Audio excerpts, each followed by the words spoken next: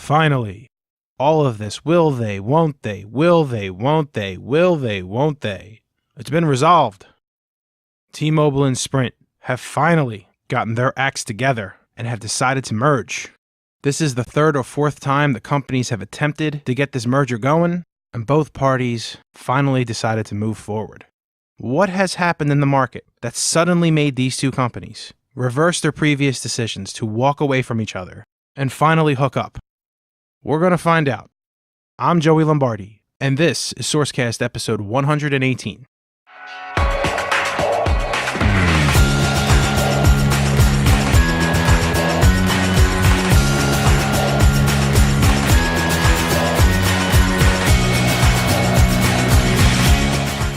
Before I get started, most of the information that I got for today's podcast came from the Wall Street Journal, specifically an article written by Drew Fitzgerald, Dana Simaluka, and Dana Mitoli. And I also cross-referenced and sprinkled in some additional information from a USA Today article by Edward C. Baig and Zlati Mayer. Any other information that I use in this podcast, I will cite directly as I'm saying it. Let's talk money first. T-Mobile is buying Sprint for $26 billion. It is an all-stock deal, which would see T-Mobile, who currently has a market value of $55 billion, take control of Sprint, who currently has a market value of $26 billion. The two companies have combined debt of $60 billion. Under this current deal, T-Mobile will exchange 9.75 Sprint shares for each T-Mobile share.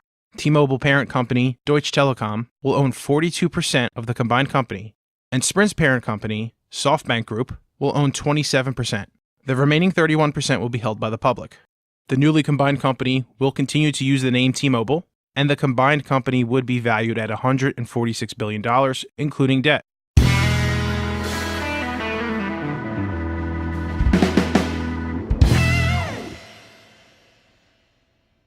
Why are they deciding to make this decision now? Two major reasons are being cited. Obviously, like any merger, both companies are citing cost efficiencies. And I'm going to drill down into those cost efficiencies in a minute. The second, and definitely the sexier item of the two, is better access to 5G.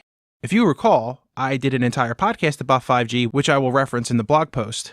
5G will be a game changer for any telecom company. 5G will basically make wireless data access faster than current broadband for most of the country. And that means consumers, in theory, have more broadband connection options for the home in addition to mobile access on your phone. 5G data speeds will allow cell phone companies to compete with Comcast and Time Warner for the home market. To better highlight why the two companies had to merge to be more competitive, I will point you to a CNBC article by Alex Sherman that details T-Mobile's struggle to compete in the Straight Path purchase. Straight Path was another story that I covered 5 or 6 months ago. Verizon and AT&T were viciously fighting over this company because it gave them access to 5G spectrums. Straight Path agreed to sell to AT&T originally, then Verizon swooped in, offered more money, and snaked the deal away from AT&T. AT&T and Verizon both have market caps at around $200 billion, and AT&T is even going to get bigger if the Time Warner deal goes through. Verizon ended up paying $184 per share for Straight Path, which prior to their interest in the company was trading at $30 per share. T-Mobile couldn't even get into the conversation with those two fighting against each other. Any company who has a jump on 5G access is not only going to be able to compete with their direct competitors in the cell phone space, but also home broadband. Because T-Mobile and Sprint were effectively shut out on that Straight Path bid, they believe the only way to remain competitive is to combine and use that extra cash to compete for these very scarce 5G spectrum allocations.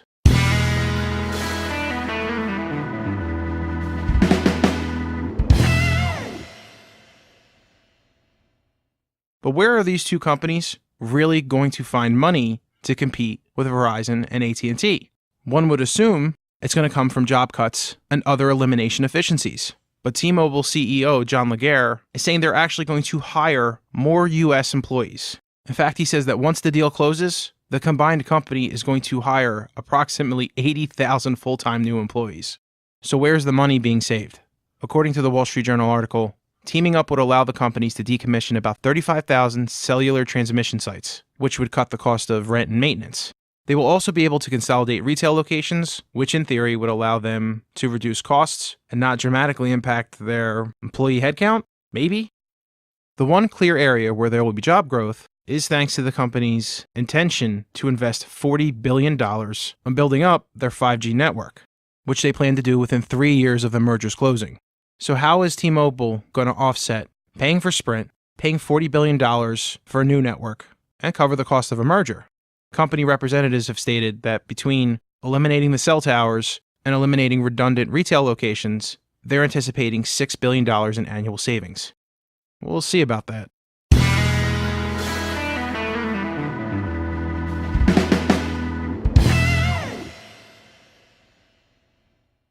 While it is a small miracle that these two companies have managed to get their acts together, they still have to clear a major hurdle with the U.S. government. In 2011, the government stopped a merger between T-Mobile and AT&T, and many people have cited the government's decision to block that deal as a major win for consumers, because that's when T-Mobile turned things around and became the quote-unquote uncarrier. Their nimble market decisions allowed them to rise from the fourth provider to the third provider and take a serious chunk out of Verizon and AT&T's customer base. In November, the Justice Department sued AT&T to block their $85 billion takeover of Time Warner. Lawyers are expected to make their final remarks on that case today, or at least the day that I'm actually publishing this episode. T-Mobile and Sprint are aware of how difficult getting this deal approved is going to be. They're so aware of it that the deal does not include a breakup fee, so neither side would owe each other money should the DOJ stop this deal. T-Mobile CEO John Legere is basically making the case by saying there aren't just 3 or 4 mobile phone providers anymore, especially when you factor in broadband home connections. They also cited the fact that Comcast is selling mobile plans. Representatives for the merger also said that the United States is falling behind on cellular networks in competition with China, and that very well could be an attempt to Jedi mind trick Donald Trump into allowing the deal to go through because he is so hyper-competitive with China. And you know China, South China.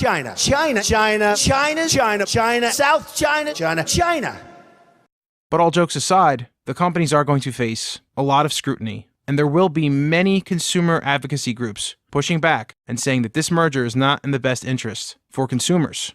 And if those groups cite all of the phone consolidation and cable company consolidation over the last 20 years, they do have an excellent point.